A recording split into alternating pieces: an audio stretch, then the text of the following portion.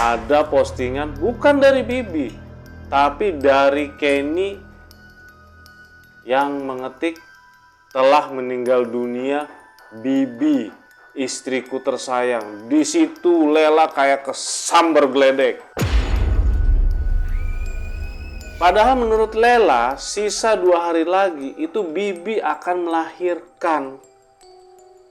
Tapi entah gimana, tiba-tiba saja Kenny posting seperti itu.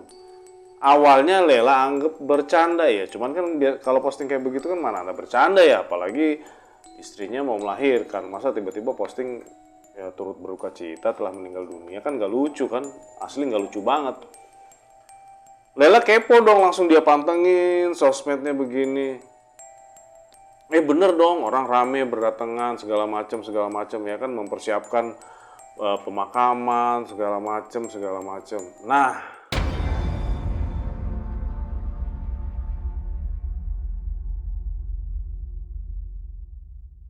halo, kembali lagi bersama saya Ian. Hari ini saya akan kembali membawakan cerita horor dan misteri untuk teman kakak semua ya.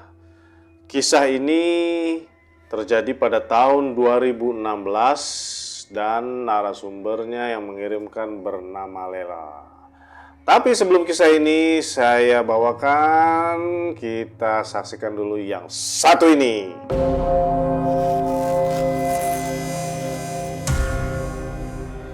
Lela ini bercerita dia mempunyai teman yang bernama Bibi dan suaminya yang bernama Kenny. Lela dan Bibi ini sebenarnya nggak deket ya. Mereka berdua ini kenal, tapi nggak hangout bareng, nggak pergi bareng, nggak kemana-mana bareng. Jadi mereka kenal, mereka suka ngobrol-ngobrol. Nah kebetulan mereka juga satu perusahaan, tapi beda cabang gitu ya. Nah, jadi dalam satu perusahaan misalnya ada HRD sama akunting gitu ya. Nah itu kan beda cabangnya tuh. Nah tapi mereka satu perusahaan dan mereka kenal satu sama lain. Oke. Nah singkat cerita, Lela sama si Bibi ini mereka bahas lah. Namanya juga ibu-ibu kan, ngebahas kamu kapan hamil, kamu udah program belum? Nah, jadi mereka saling tanya, oh aku udah coba program nih di rumah sakit ini dengan dokter ini. Oh iya ya, katanya bagus ya, gimana program kamu? Terus kata Lela, oh iya programnya jalan bagus, cuman gimana ya sampai sekarang masih belum isi-isi juga nih aku nih. Kalau kamu gimana Bi? Oh kalau aku di rumah sakit ini sama dokter ini baik deh, dia pengertian banget ya kan, semuanya diajarin, dikasih tahu ya, terus udah gitu ya pola makan diatur segala macem lah dari A sampai Z gitu kan. Terus aku juga nggak diperbolehkan untuk terlalu berat beraktivitas gitu. Kalau menurut Lela sebetulnya sih nggak terlalu nggak terlalu saingan-saingan gitu. Tapi ya gimana sih, ibu-ibu kalau udah gitu kan kayak kepengen duluan gitu ya, siapa yang hamil duluan gitu kan. Walaupun istilahnya mereka pertemanan gitu kan. Selang beberapa lama ya, sebulan atau 2 bulan gitu, Bibi hamil. Dan ini pun momen kebahagiaan ini pun mereka bagikan di laman atau di halaman Facebook mereka. Jadi mereka happy gitu ya, si Kenny suaminya Bibi ini sama Bibi happy, hore kita garis 2 biru akhirnya gitu. Nah si Lela kan bahasa gitu kan agak-agak jealous gitu ya, aduh dia udah duluan nih gitu. Terus dia ngomong sama suaminya, Pak ayo nih si Bibi sama suaminya udah jadi nih, ayo kita jadiin gitu ya. Nah cuman memang sepertinya Dewi Fortuna itu belum datang ya, Dewi Keberuntungan itu belum datang ke Lela. Nah hari-hari dilalui, hari demi hari dia ngelihat postingannya Bibi sama Kenny yang selalu happy gitu kan. Ore udah masuk nih minggu kedua gitu kan, ini saatnya USG. Semakin diposting semakin iri lah si Lela nih gitu kan. Memang sosmed itu ya bisa membawa sisi yang positif, bisa juga membawa negatif gitu ya.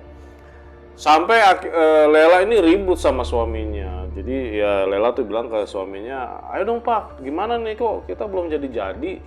Ya suaminya bilang, ya kita kan memang udah usaha tiap hari, tiap minggu, tiap bulan gitu kan. Cuman ya gimana, emang belum dikasih kan gitu.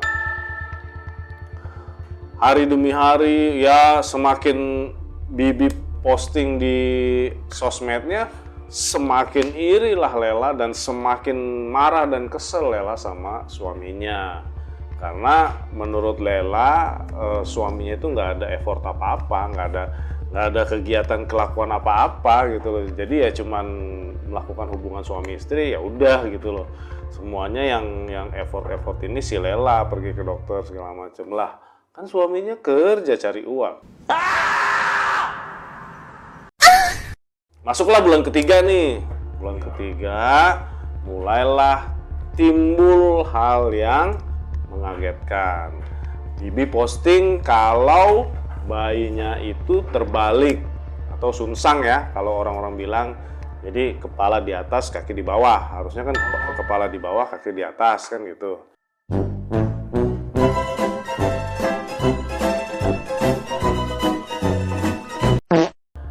Nah, di situ Lela mulai berpikir, oh kok bisa ya? Padahal kemarin-kemarin pas di USG posisinya normal gitu kan. Nah kemudian mulailah si Lela concern nih ya kan, mulai dia tuh message si Bibi. Padahal tadinya dia anti banget message si Bibi kan, karena dia iri banget kan si Bibi tuh udah isi, udah hamil dan lain sebagainya sampai bulan ketiga kan. Mulailah dia message, Bi kenapa Bi kok bisa kayak begitu bayinya?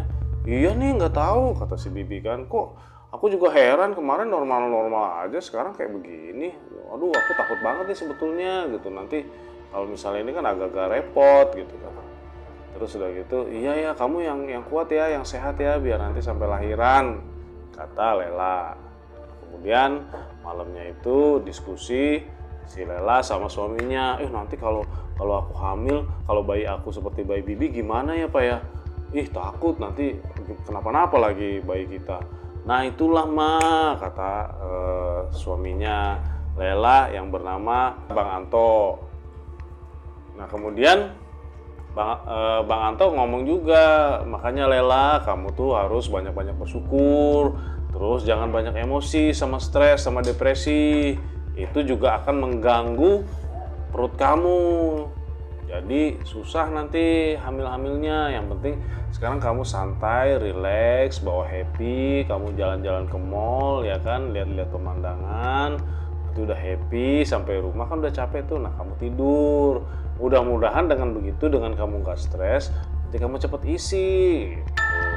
Singkat cerita, masuklah ke bulan ke-6. Keanehan pun kembali terjadi. Kenapa? Karena Bibi itu nggak henti-hentinya posting di sosmed. Kalau bisa setiap menit dia posting terus mengenai keadaan kehamilannya. Ketika bulan ke-6 itu terlihat bahwa tali pusatnya itu agak membelit janin. Jadi kondisinya bisa dibilang membahayakan buat si jabang bayi.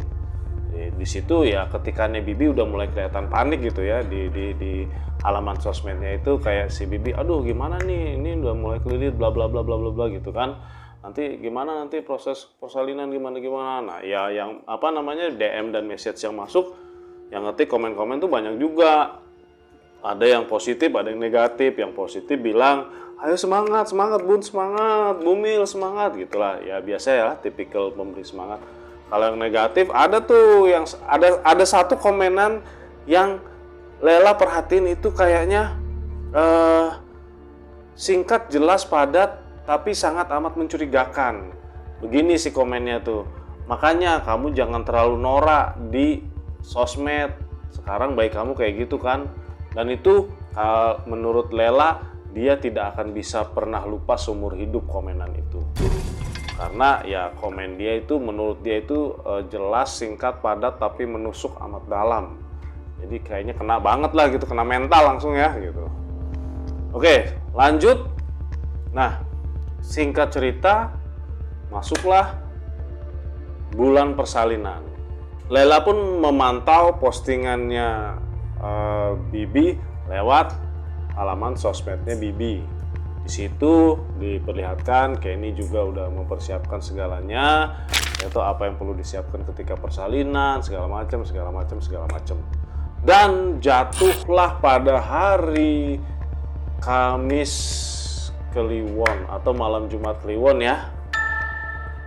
Pada waktu jam 1 malam itu inget banget, Lela lah kebetulan lagi lihat HP dan dia itu sama sekali nggak ngantuk, entah kenapa. Dia baca, begitu dia lihat HP-nya, tiba-tiba saja ada postingan bukan dari Bibi, tapi dari Kenny yang mengetik, "Telah meninggal dunia Bibi, istriku tersayang." Di situ Lela kayak kesambar geledek. Padahal menurut Lela, sisa 2 hari lagi itu Bibi akan melahirkan.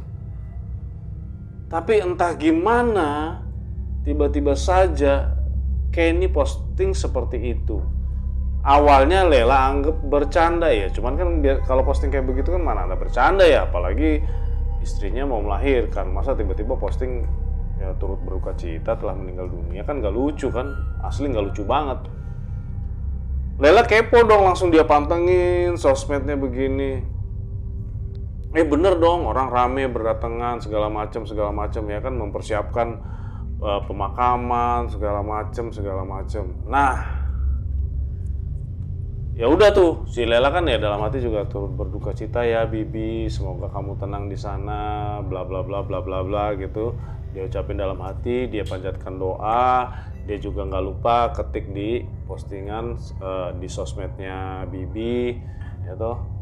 Nah kemudian sehari, 2 hari, 3 hari, ya life goes on ya, continue ya. Jadi hidup berlanjut seperti biasa lagi. Tiba-tiba Lela ketemu sama Kenny di swalayan. Kenny tuh lagi ya termenung banget, kelihatan beda banget deh. Tanyalah Lela, Kenny, ini Kenny kan? Lela, iya, apa kabar gitu? Turut berduka ya, mohon maaf aku nggak bisa kesana karena ya aku juga harus jaga rumah segala macem lah gitu kan. Terus oh ya udah nggak apa-apa Lela, gitu. Terima kasih ya gitu. By the way, Kenny, mohon maaf nih, aku mohon maaf banget. Kamu ada waktu nggak? Kenapa Lela gitu? Aku kepo sih sebetulnya, kok bisa seperti itu gitu. Oh, kira-kira kamu keberatan gak nyeritain? Enggak sih, justru aku penasaran. Aku pengen cari tahu orang yang bisa bantu aku untuk mencari tahu ada apa dengan almarhum istri aku gitu. Oh gitu, ya udah, coba deh aku dengerin cerita kamu. Di mana ya? Kita nyari duduk di mana ya? Oh di situ tuh ada tuh kafe gitu kan. Kita nongkrong di situ aja ngopi gitu. Yaudah yuk. Singkat cerita mereka belilah minum di coffee shop itu, ya kan? Mereka duduk, mulailah minum dan si Kenny seteguk 2 teguk sambil menarik napas panjang, mulailah dia cerita. Jadi gini ceritanya. Memang kalau dilihat dari sosmed itu keanehan terjadi mulai di bulan ketiga ya Lela. Dari bayi yang kebalik ya kan, terus kemudian bulan ke-6 tali pusatnya itu udah kayak mengganggu gitu kan. Nah, terakhir yang keanehan itu terjadi mulai dari seminggu sebelum istri aku tuh meninggal dunia. Nah, pada hari yang pertama di seminggu itu, Bibi mulai mimpi aneh-aneh katanya. Dia didatengin sesosok nenek-nenek tua. Mereka awalnya duduk-duduk gitu kan, neneknya duduk. Boleh nggak, cu, saya duduk di sini? Oh boleh, kenapa nek? Gitu. Enggak, kamu lagi hamil ya gitu. Jaga baik-baik ya, jangan aneh-aneh gitu. Udah, habis itu hilang. Dan Bibi pun cerita ke saya. Ya saya sih nanggepin ya mungkin kamu capek kali, udah deket-deket lahiran kan stres gitu. Tapi mimpinya tuh seminggu berturut-turut dan beda-beda gitu. Kalau yang pertama nenek hari pertama, yang kedua itu kakek-kakeknya dateng kan. Cu, kamu Jangan aneh-aneh, tapi pesennya tuh sama, jangan aneh-aneh, jangan aneh-aneh terus. Kan si Bibi bingung ya, jangan aneh-aneh gimana, orang lagi hamil, mau aneh-aneh gimana, jalan aja susah kan gitu kan. Nah terus udah gitu di hari ketiga mulai nih katanya yang serem, dia didatengin sama anjing hitam.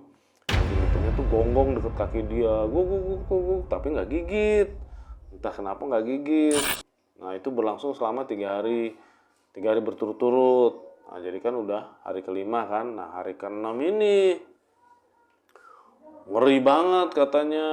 Pak, ini ada sosok apa kayak leak gitu, lidahnya menjulur gitu. Terus dia nyium-nyium sambil bleh, bleh, bleh, begitu. Nah, pas lagi begini-begininya itu katanya lidahnya menjulur itu sambil menyentuh ke daerah bawah situ yang tempat keluarnya bayi gitu kan. Dan di situ tuh waktu dia nyentuh itu, wah rasanya sakit luar biasa di situ. Nah, waktu hari ketujuh, 1 hari sebelum meninggalnya Bibi, kembali lagi sosok itu datang, datang katanya. Tapi dia bisa ngomong, dia ngomong, ah inilah yang saya tunggu-tunggu, enak. Nah, disitulah terjadi pertempuran. Kata Bibi itu tadi kan lidahnya menjulur ya, menjulur sampai nempel sampai masuk ke dalam tuh. Nah di situ dia kayak megangin lidahnya terus berusaha dengan kuat, nggak ngebolehin untuk lidahnya ini masuk lebih dalam lagi. Pokoknya dia berjuang sekuat tenaga deh, dia bilang begitu. Nah tapi di situ dia keburu kebangun. Dan waktu kebangun itu perutnya katanya, waduh kayak diinjak 100 orang perutnya. Waktu itu masih gede. Nah di sini terakhir ada plot twistnya nih teman kakak nih. Oke. Nah kemudian di hari terakhir, hari H, waktu Bibi meninggal, disinilah plot twist terjadi. Kan Kenny sama Bibi tidur, ya suami istri tidur seranjang dong ya. Sewaktu Bibi meninggal dunia pada jam 1 itu, sebelum jam 1 itu, kira-kira mungkin 5 atau 10 menit lah, pokoknya Kenny nggak tahu pastinya. Bibi itu teriak kenceng banget. Teriak kenceng banget, ah tolong gitu kan. Bibi tuh udah melotot begini, ah. Waktu itu Kenny nggak merhatiin, Kenny fokus ke mukanya Bibi gitu ya. Kenny fokus, kenapa mah, kenapa, pokoknya udah gitu sampai terakhir dia udah nggak kuat gitu ya, bibinya udah gitu, baru Kenny sadar kalau perut Bibi kempes teman kakak. Dan di situ Kenny langsung teriak sejadi-jadinya sampai tetangga semua mendengar dan berdatangan. Jadi Bibi itu meninggal dunia kayak seperti dicekek, plus kandungannya hilang, perutnya tuh rata, bener-bener rata. Jadi Bibi meninggal, kandungannya juga hilang. Iya Lela, makanya di situ aku merasa terpukul banget. Kayaknya aku nyesel banget sama Bibi tuh posting-posting tentang kehamilannya. Setiap hari ya maunya kita kan berbagi kebahagiaan ya ke orang lain, tapi mungkin ada yang nggak senang dengan kebahagiaan kita sampai berbuat sampai kayak gini. Singkat cerita udah nih, si Kenny udah selesai cerita sama Lela kan, akhirnya ya Lela pamit lah karena udah sore juga kan. Nah, terus besoknya Lela iseng nih, dia kan punya kenalan orang pinter. Terus dia nanya, Pak, ini si Kenny teman saya sama Bibi kenapa ya? Bibi istrinya meninggal, terus bayinya itu hilang, perutnya kempes. Kira-kira kenapa? Oh, sebenarnya ini yang mesti nanya si Kenny ya, teman kamu itu. Cuman ya karena kamu sudah kenal sama saya, tidak apa saya ceritain. Ini istrinya si Bibi itu dimakan sama Lea. Wah, Lela denger itu kan kaget. Lah, terus kandungannya gimana? Sebetulnya Lea itu menargetkan anaknya. Tapi karena Bibi ini sayang anak dan ini merupakan anak pertama, Bibi sebagai seorang ibu ya timbul nalurinya untuk mempertahankan anaknya yang akan lahir. Jadi dia berusaha sekuat tenaga, akhirnya ya dia ikut dimakan bersama anaknya. Wah, Lela yang mendengar gitu kan kaget ya, terkejut, sangat amat terkejut. Kok bisa? Ya, mungkin waktu hamil ada nggak Bibi misalnya pamer-pamer atau bagaimana. Ada, dia selalu ya upload di sosmed, dia hamil umur segini, lagi apa. Oh ya itu, karena semua orang kan bisa lihat. Itulah sebagai media pembuka untuk jalan masuk. Apalagi kalau misalnya istilahnya Kenny sama Bibi itu polosan.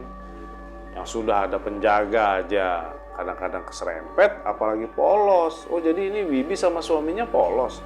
Iya, polos banget.